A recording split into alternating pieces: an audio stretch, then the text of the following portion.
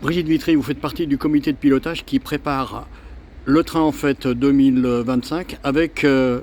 la réouverture en fait citoyenne de cette rive droite du Rhône. En quoi ça peut aider les Ardéchois pour le retour du train définitif jusqu'à Pont-Saint-Esprit et après les lignes de l'Occitanie? C'est important cette initiative que l'on a eue effectivement de remettre un train du concret en fait sur la rive droite. On voit déjà toute l'émotion qui est créée au niveau de la population, de se dire voilà, ça peut arriver, ça circule et c'est faisable. Donc effectivement, on reçoit des appels, on a une initiative, enfin une présence populaire sur ce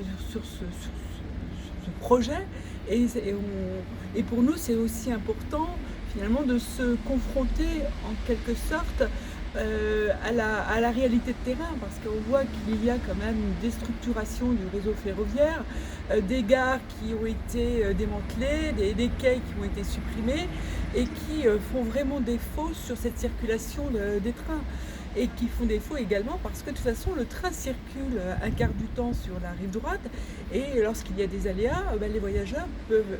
parfois être arrêtés en pleine nature et on voit que ça peut poser des problèmes même de secours. Donc voilà, la réalité et la construction de ce projet est vraiment bénéfique, je pense, pour tout le monde, pour cet état des lieux finalement que l'on réalise avec les deux associations OTRVR et CUPSA, par cette mobilisation citoyenne qui est en train de se refaire et donc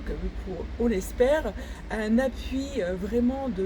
des élus qui, de façon très transpartisante, de Lyon jusqu'à Bourg-Saint-Andéol, de la population, des entreprises, parce qu'on a beaucoup un tissu industriel très présent sur le tissu ardéchois et le Nord Ardèche également, et tout un intérêt effectivement économiquement valable pour ce territoire.